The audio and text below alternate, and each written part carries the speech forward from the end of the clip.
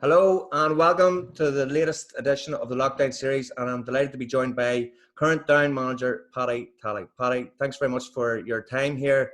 I know how busy you are with the schoolwork and getting the boys ready for the now push on for Division 2. Thanks very much, John. It's good to be here. Paddy, I'm sure with all the planning and all the scenarios you worked out, you didn't think there was going to be a pandemic that's going to put the spanner in the works? No, it's been a real strange one, John. Normally at this stage we'll be in the middle of real championship football, and with having the extended break, it just changed the season completely. We've really been on an off season now for a while, and I'm just so delighted now that we're going to get football. Firstly, the clubs resuming at the end of the month, and then county football kicking in October. So really, really delighted that we're something to look forward to for the rest of the year. How was the planning then, Paddy, over the lockdown then? Were boys given specific programs, individual programs, so that their fitness levels obviously were kept a level? Yeah, initially when we were told that the lockdown, when the leagues were suspended, we hoped we were going to be back in May. That was the initial thought. So there was a date given around the middle of May. So we didn't really back off too much, to be honest with you, because it was really middle of March. If we're going to be back in May, we sort of kept the training at a fairly high intensity for that next 4 to 5 weeks, because we thought we'd be back in again. But then when it became more, when the message came through that we wouldn't get back for a considerable amount of time, we really had to back off completely. And really the players were given a program every week that they would do their best to follow. And purely because we didn't know the exact circumstance of every player, what was going on at home, and what access they had to facilities and equipment and whatever else. So really, it was really up to the players to do as well as they possibly could. And happy enough to say that they've been following the work pretty well. And now coming in, they're back to their clubs, and I'm sure they're working hard at the moment with their clubs. With your sports science background, do you think it helped you understand? And then, whenever the boys were away and they're giving you the numbers coming back and that, what level the boys are? Definitely with GPS now and information come back, it's a great tool, it's something that wasn't available a few years ago, but now having it does mean an awful lot, and the players can download their section, send it off to us, and we can see what they've been doing. Now, some of this, what we found actually at the start of the breakdown was the boys nearly. I think it was maybe boredom and just needing to get out to train, and some boys were training out twice, three, sometimes in some cases doing 3 sessions a day, which we had to tell them to back off really. And so initially it was nearly overtraining going to happen, and that's impossible to sustain that over a number of months. So then having go into more of a structured program that they sort of knew from week to week exactly what you should be doing in terms of 7 days, and that put an adequate rest and recovery in between as well, and allow players to just maintain their fitness. But definitely the figures coming back were all pretty good, and they should be going back to their clubs in decent shape now. I'm sure when they are training their clubs, I'd like to think they'd be leading the pack. And I'm sure you're delighted that they're going to finish the National League as well. Obviously, it's no secret that Down we're looking out of Division 3 this year. Oh, that was a priority this year. I think we made it very clear at the start that we had to get promotion this year. Last year was a big change. We had, I suppose, building a new squad, introducing a lot of young players and new players into the team. I think we had 17 players, maybe 17 players made their league debuts last year, and I think 13 made their championship debuts. So with that change last year, we still should have got promotion. With all said and done, we missed out on that, and that was something we're disappointed with.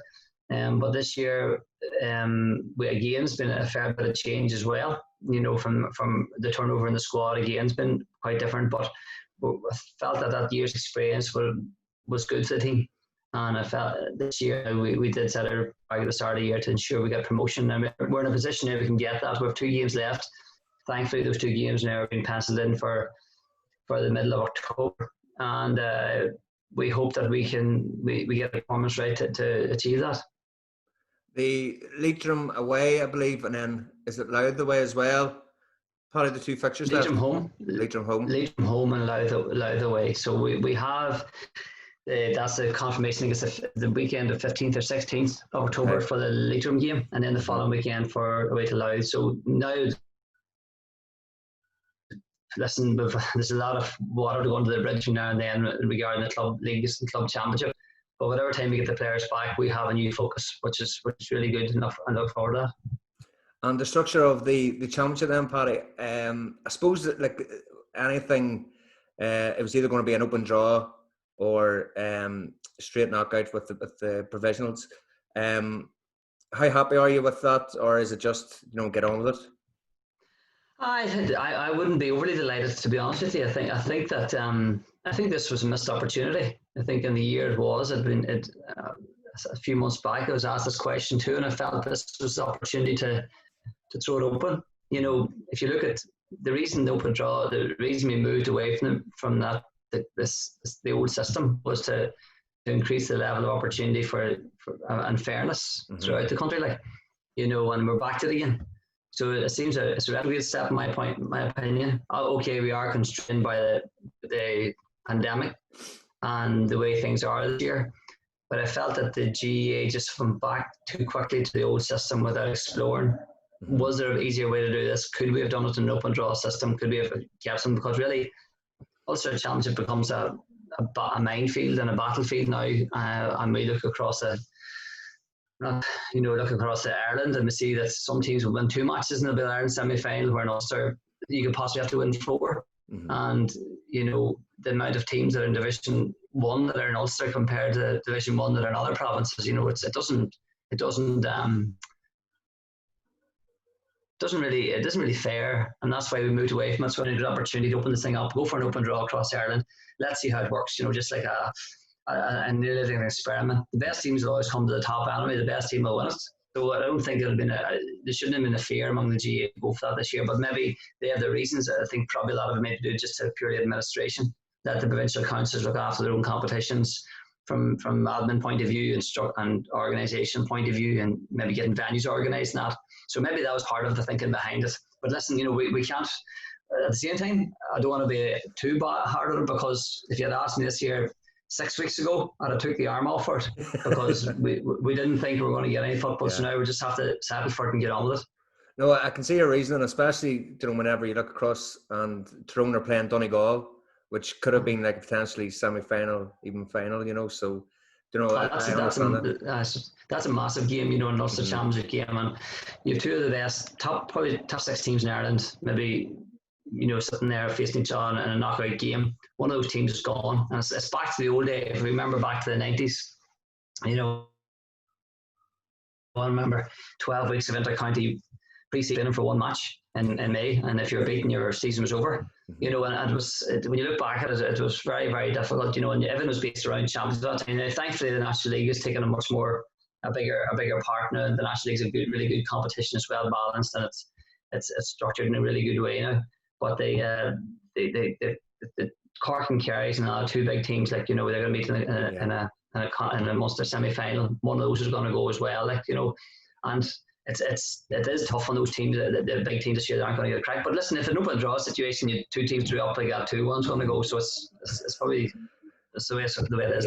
Yeah. No, we have to make the best of it, as you say, and best of luck in the league games and the championship as well. You were mentioning about the 90s there, Paddy. You were part of the 95 squad that got to the final. What age were you on that experience then? Jesus, I was 20. I think I was around about 21.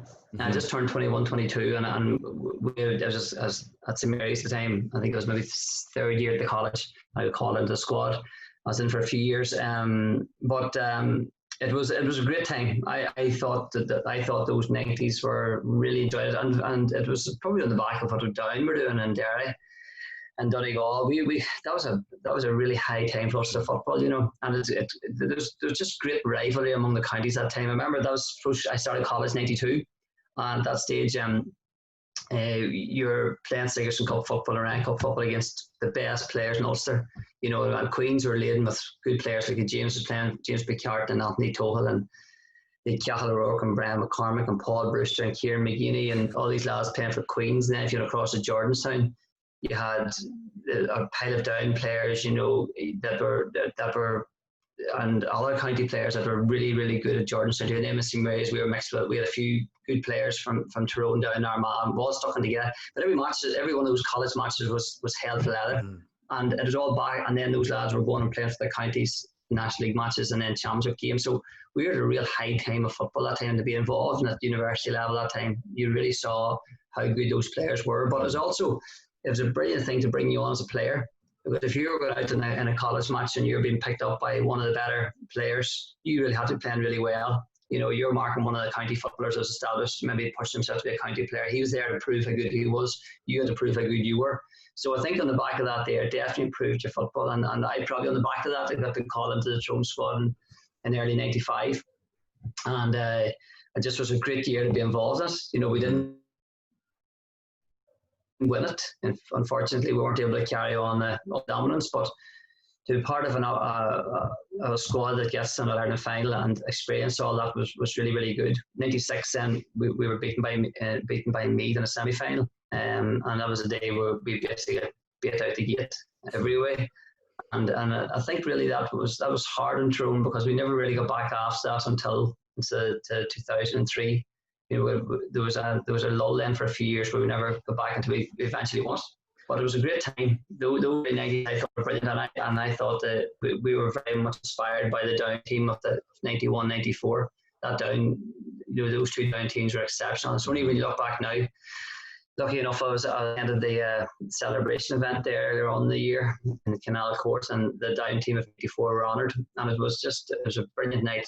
Really, really good night to listen to the stories and the tales of what went on that year, but also just you're in the presence of greatness that night. Like, you know, the players who were there, and we really did look up to that team. It was mighty battles, and when Tyrone played Down, there was no love lost. There's a famous day. There's a famous day when there's a boot tossed into the crowd in Turnus, and Mayor College took exception to James Puma Kings and threw him into the crowd.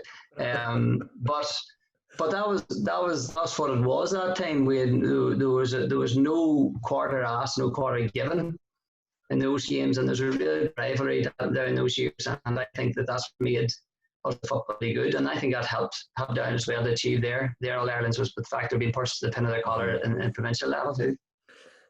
You joined the Mickey Hart setup in 2003. What was your relationship like with Mickey whenever you were a player? And did you have one eye whenever you were in the squad, not thinking to yourself, whenever this is all over, I want to be coach, trainer, assistant manager, or even manager? Nothing like that at all. I think when you're playing, and I think it's even else. You end up getting into coaching because it's your club. Mm-hmm. And I would have worked along with a lot of underage teams in Galway in my own club, between probably from under 14s up. And then I got involved, I think around about 99. I think in 99 I was asked to come in and work with the Sumerian team. There's a bit of a transition between coaches, managers in the college. I had graduated in 86 and they said we'll come back and do an odd session here. And I think I ended up that I enjoyed that because you're working really at a third level with good players, and I sort of knew the background of what it's like to play at that level and what it took to get teams ready at that level. Well, then I was teaching at the time in St. Kieran's in Ballygolly, and Mickey was a teacher up there. He's teaching PE, and I was in the PE department as well. And he asked me would I be interested in getting involved when he was going for the job. And really it wasn't a difficult decision to make. You know, it was venturing into county coaching and training at that time. But I felt I had enough experience. I felt I had enough of at the time I was finishing off a master's in sports science. So I gained a bit more knowledge and understanding of the sports science again, just refreshed what I was doing and increased my knowledge there. And it meant that a lot of stuff that I was studying I was bringing straight onto the training field and really working it from there. And it was great because I spent the summer of 2003 writing up a dissertation on cryotherapy and ice baths. And I was leaving the library and driving to training and putting boys into ice baths and basically applying the science that I was studying. But that was part of that whole summer of 2003, which was great. And Mickey was a teacher in the school. He wouldn't really have taught me in school, but I went to St. Kieran's myself as a student, and Mickey would have been about the PE department and coached our team. But he didn't really have an awful lot. He didn't coach us an awful lot. He made a taught us all a PE lesson. Really, we were. But I got to know him. But he came with a reputation. He's been a very, very good and successful underage manager. He had success with Down Minors with 2 All-Ireland titles, 21s with 2 All-Ireland titles, and he would have been the forerunner for that job when the time come up. Like, so it was a great experience, and one I don't regret.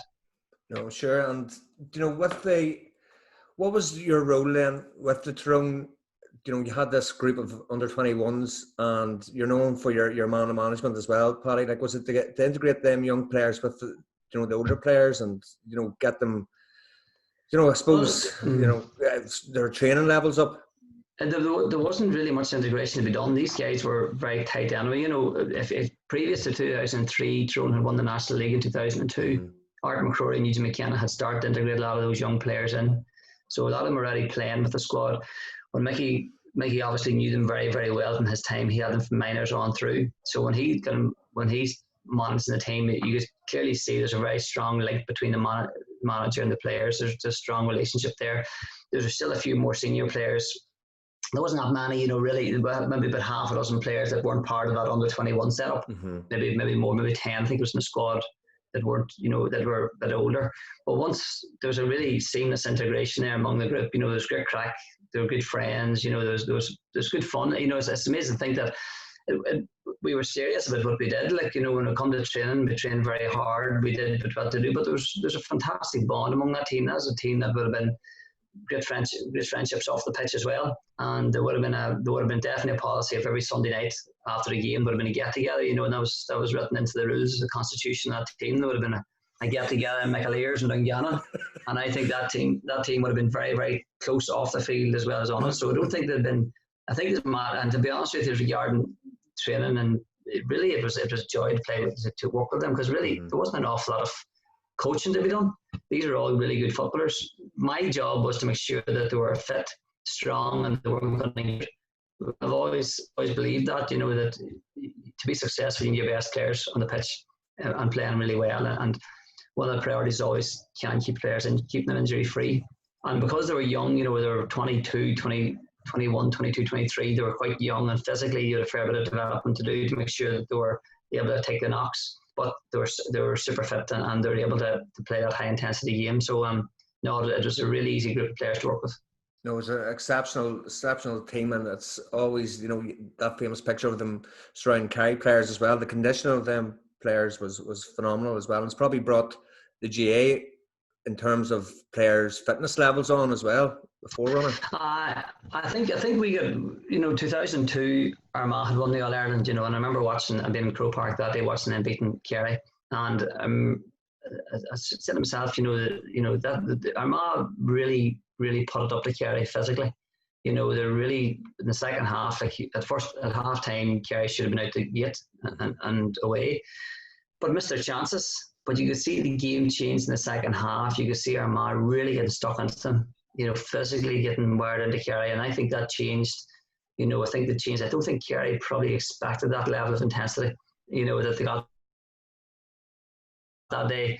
So we probably knew deep down that if we get Kerry the following year, which we did, and end up getting them in Croke Park that day in the semi-final, that we had to play that game at a very high intensity. There had to be a real hunger in the bite, especially early on in the game. Because if Kerry can get a march on you, and they can get ahead, it's going to be very difficult to bring them back, because they do.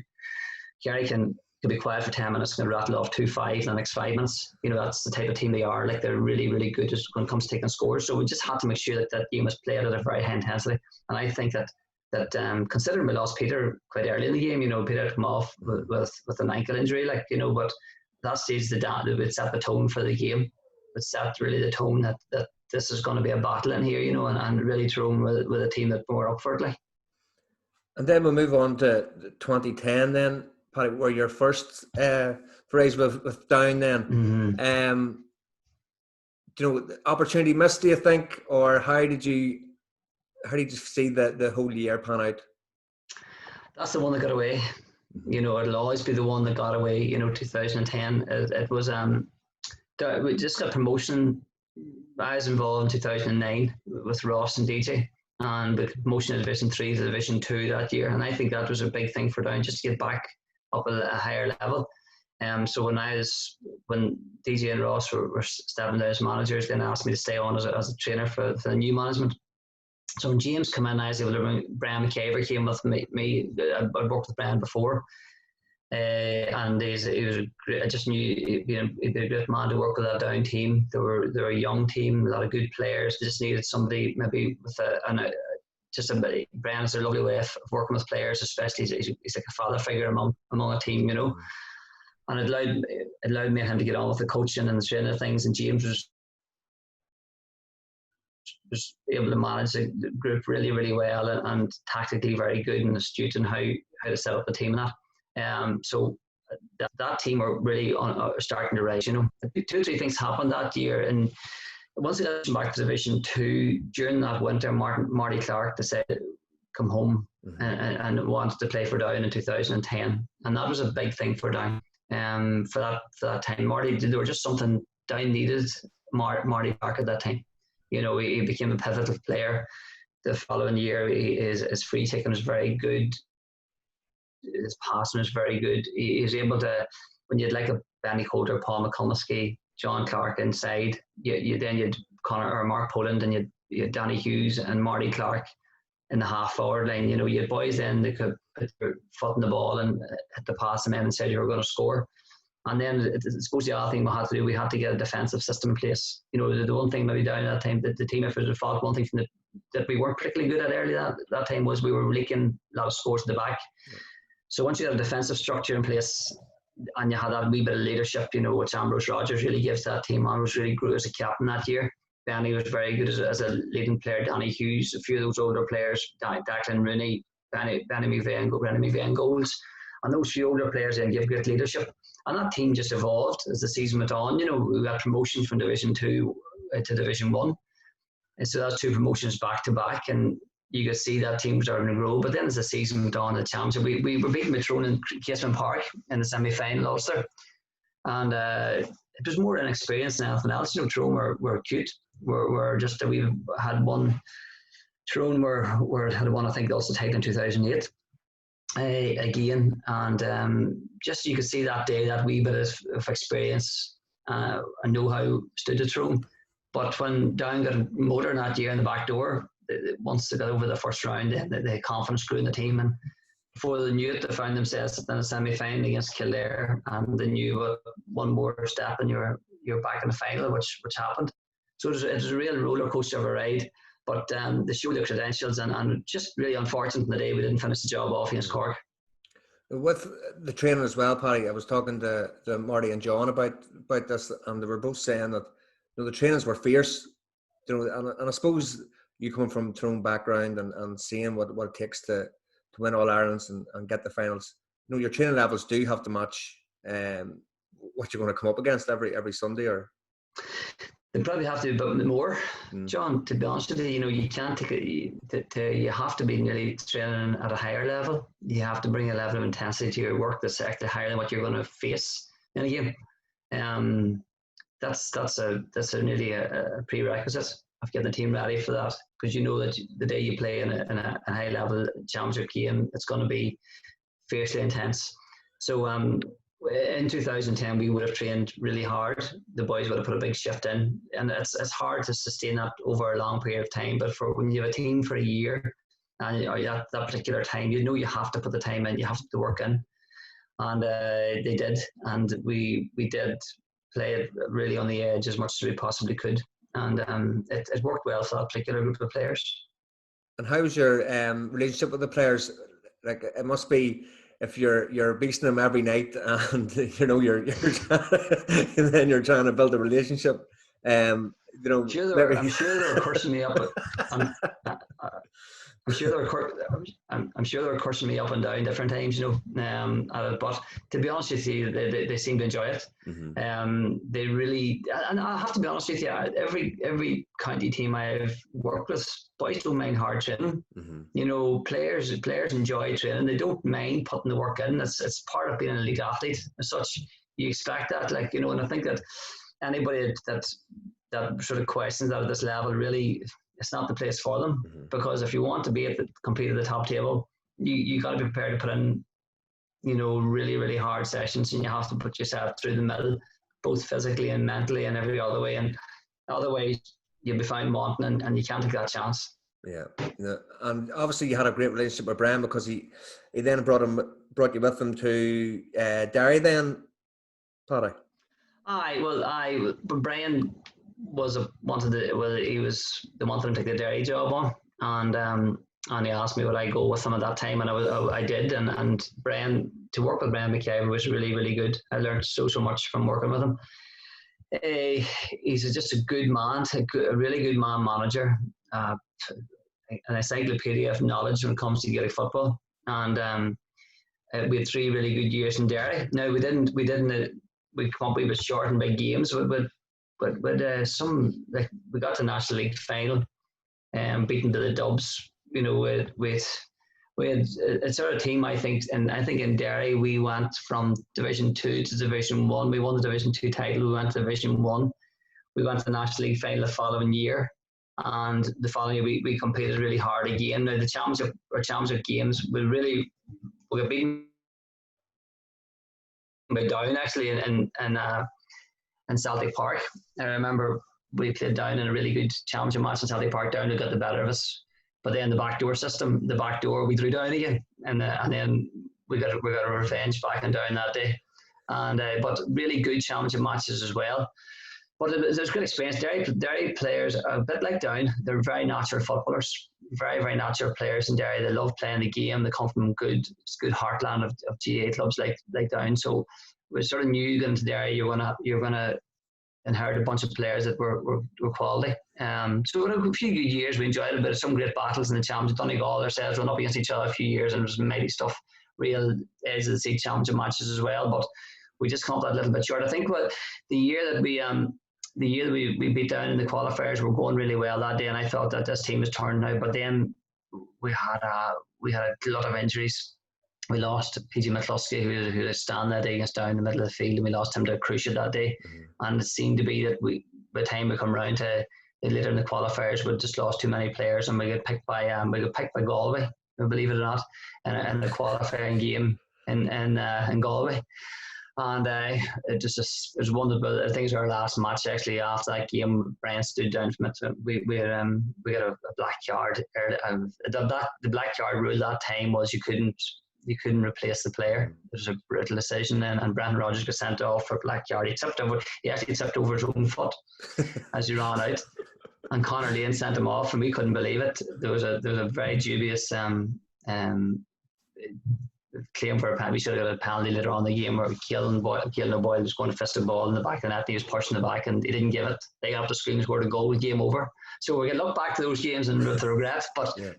This sounds like sour grapes, but I always felt if I had a wee break that time, we could have got further. But listen, it was a good time. Enjoyed it. And again, you pick up a lot of experience in those times, and you put it to use elsewhere. Well, you must have impressed Galway, because then they came looking for you.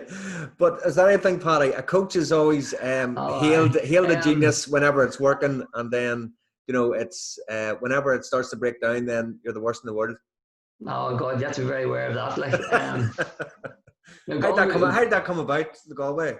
It was a different one. Because I to be honest, I wasn't really planning to get anything on 2018. I wasn't really in any. I wasn't really planning any work, and I got approached by Kevin Walsh would I come down and do a bit of coaching with the team.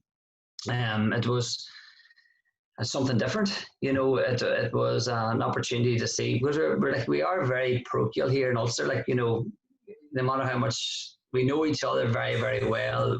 Every county nearly, you could have lads there sharing a house in Belfast from 3 different counties, from Armagh, Tyrone and Donegal, living together. So everybody knows each other particularly well, and club football is just, and county football, there's no real secret. It's very hard to keep a secret up here. So probably one of the attractions was to see how different things are done elsewhere. So I also knew Galway are a lot of really good players, a lot of quality footballers. But it was more or less, to be honest with you, is really as much about them learning. to learn different ways, methods of doing things, just to experience what was what way things are done in a different part of Ireland, like. So I went down, and it ended up we had a right out rattle out that year too. Sort of they suppose did pretty well in the league, come up against Dublin, and Dublin just that bit of extra in the league and the Channel Ireland semi-final against Dublin as well, and they were just too good for us on the day. Won the Connacht Championship, which is pretty good, but really we bit of regret that day too. I felt that the day we played in the All Ireland semi-final against Dublin, I think we missed a penalty in the first half, and we missed a couple of really good goal chances too. And it's something that, looking back at it, I think this game could have been won. But it was a good experience. I enjoyed it, but it was a 1 year gig. The travel, the commitment, and the time commitment was just probably unsustainable. What was the take-home points, Paddy, for you in that year? That you're even implementing now, or is there any outstanding things you say to yourself, I'm going to use that for my team? Or you always take all bits and pieces, like, no matter what team you work with, no matter when you sit down, you think about what you're doing, your practice and your philosophy, you're constantly changing it. But it really is much to do with individual players you have. I think the key is to look at the players at your own disposal. I think by trying to implement a plan that works somewhere else and put it into your own team would be foolish, because maybe wouldn't really be working to your own strengths, or maybe you're asking things that are of the team that probably aren't possible. So, there's certainly things that were taken from it, but I think we have to look at the context of Down and the players that we have at our disposal, the type of game that's best suits this team, and try and devise a system that suits it best. But there are certain things, there's cultural aspects too. I think what I liked about the Galway players were, like, there's probably an easier way of life down there. They're relaxed. They're much more probably relaxed. They really, really enjoy their sport, but it's much more relaxed in the way they approach things, which isn't a bad thing either.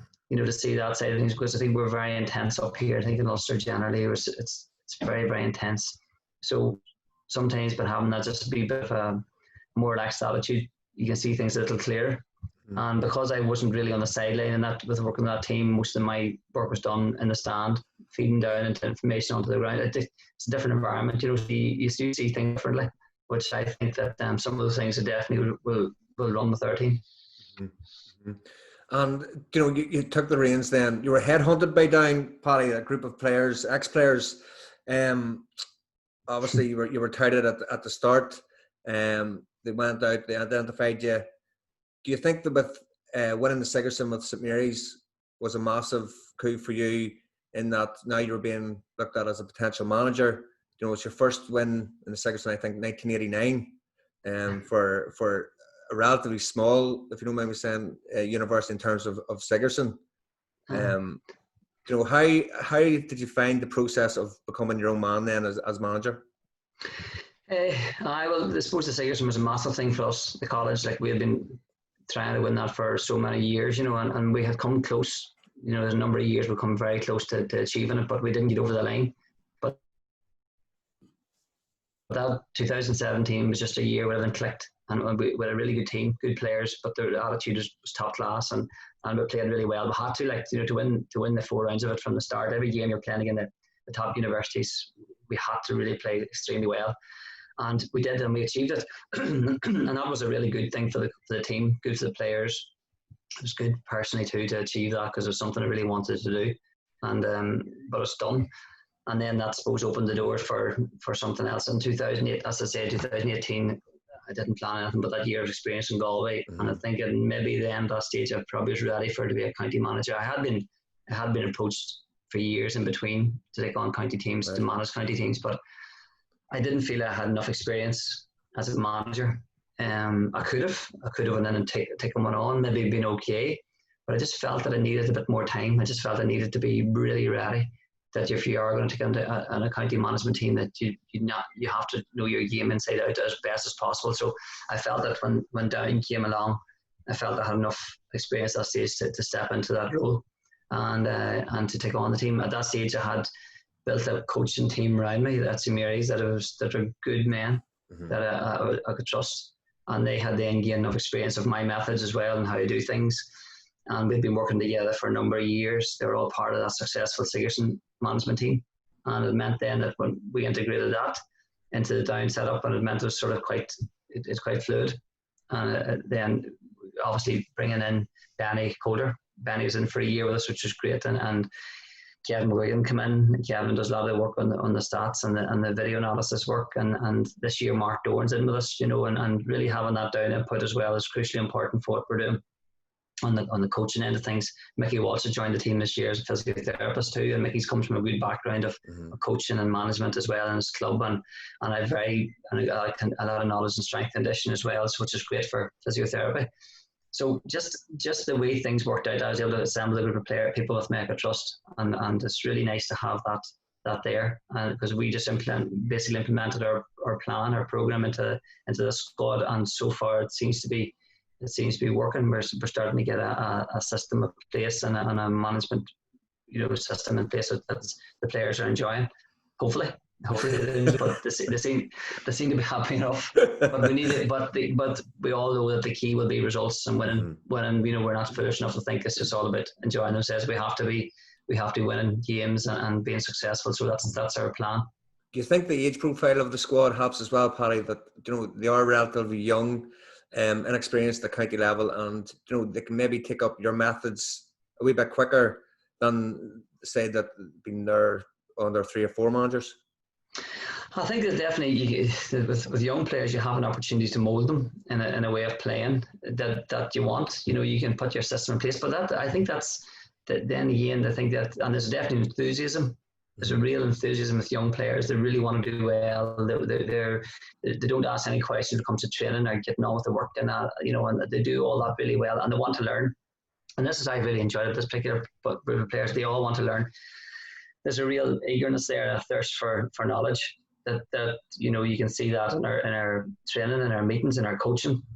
They really want to do well, and this is what you want. Now, obviously, we have to create the conditions around that too, and we have to create a climate and a culture around the team that we're constantly working on. But generally, as a rule of thumb, I'm very impressed with their attitude to want to learn. The young players really are probably the reason why the older players are playing even better. The few older players we've had that are there, they've really been playing really well this last 12 months, 18 months because of this young boys coming through and the energy they're bringing to it. And even this year, we were able to integrate a few more young players throughout the National League. And those young lads, again, were lifting the team another bit. So it's exciting. It really is exciting. And I love integrating new players. I love to see how they get on. It could take them a season. It could take them a season and a half before you really see what they can do. But you have to give the players time to do that. And the only way you're going to learn is by exposing them to that level of football. But there's definitely a willingness there among the young players to work hard, and we're happy with that. No, and it's great to see whenever Down are starting to challenge again for leagues, promotions. Hopefully not be too long before we're back in Division 1, testing us to finals again. But Paddy, I just one final question, just on your coaching philosophy and that. Has it changed throughout the years since you took over, like your first steps in 2003 to now? And what's the challenges now with the modern football? I think your core principles remain more or less constant, and they have to. I think you can't flutter between your principles of your own philosophy. Like, I think you have to adapt and you have to create.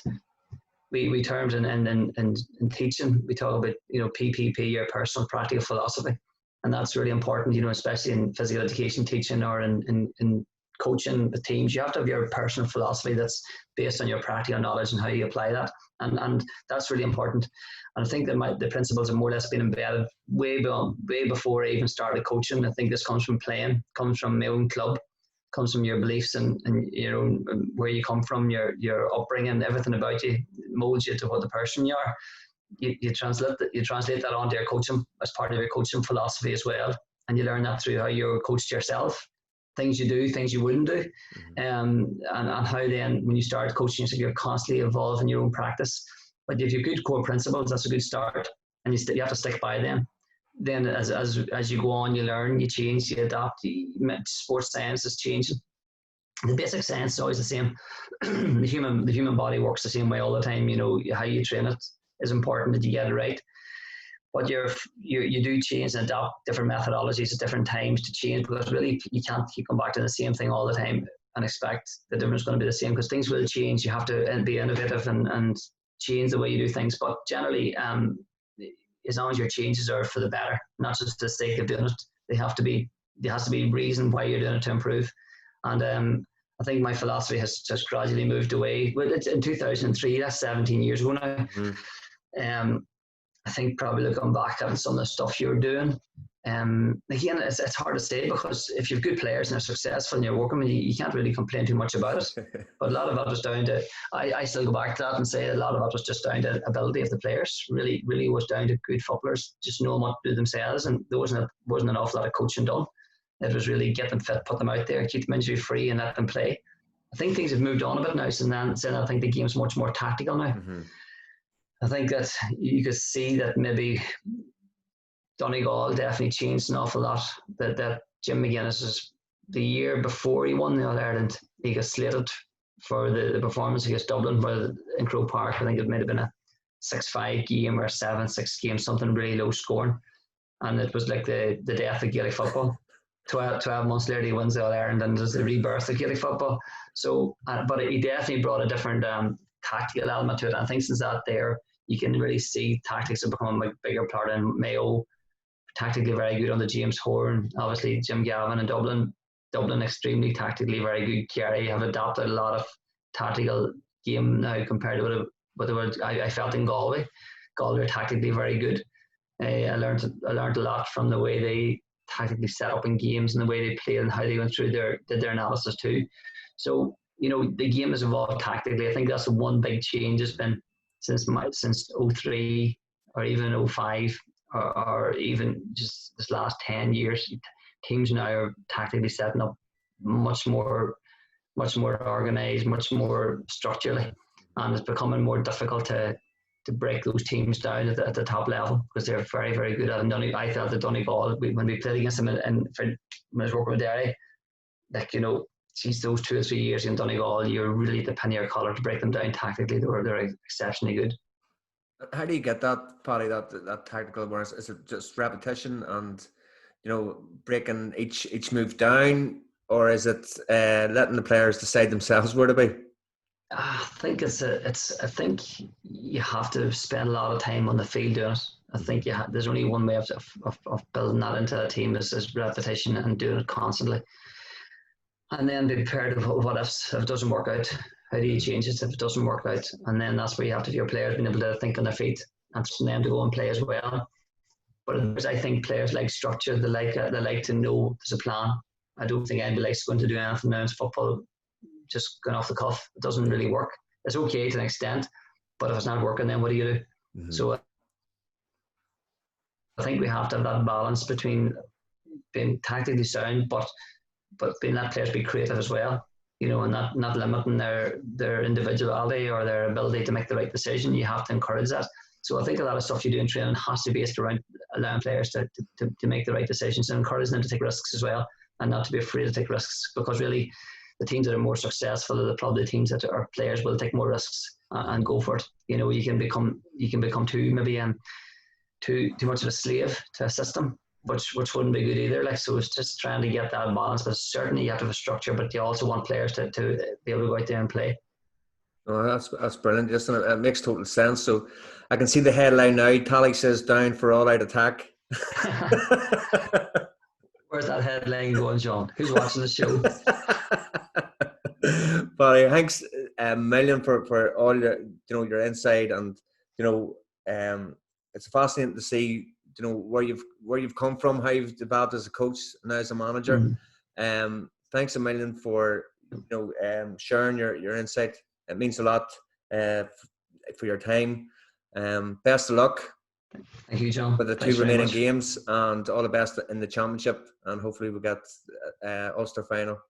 Well, really looking forward to getting back, watching even club games now and down in a few weeks' time, see how the players are all going, and it'll be a big onus on the county players to really be leading their club teams and playing really well, for their club teams, and then we get back together in mid-September, and that'll be exciting to get back to. It's a strange time. You're actually starting your season, or you're not. You're going back into your season in mid-September, and hopefully we can push right into December, which would be just absolutely brilliant. But no, it's an exciting time of the year, and I'm really wishing all the players and the clubs the best of luck and down. I hope you enjoy your season. You really deserve it. I think it's important that we've had your players now for 3 months at the start of the year, and it's really important now that the players are with their clubs, and it's important we hand them across to you. One thing I'm very confident of is that the quality of the coaching and the training and down will be very good over the next wee while. So when they come back to us, really we'll be tapping them up again and getting them ready for their league matches. So I wish all the clubs in Down and the managers and the players the very best. We look forward to seeing you playing, and all being well, we'll get back together in mid-September and give it another final push for this league, and looking forward to the championship. Oh, that's brilliant. Thank you so much. Okay, hopefully get you back on whenever in December then. All been well. Okay, John. Take care. Cheers, Paddy. Thank you. Thanks now. Bye.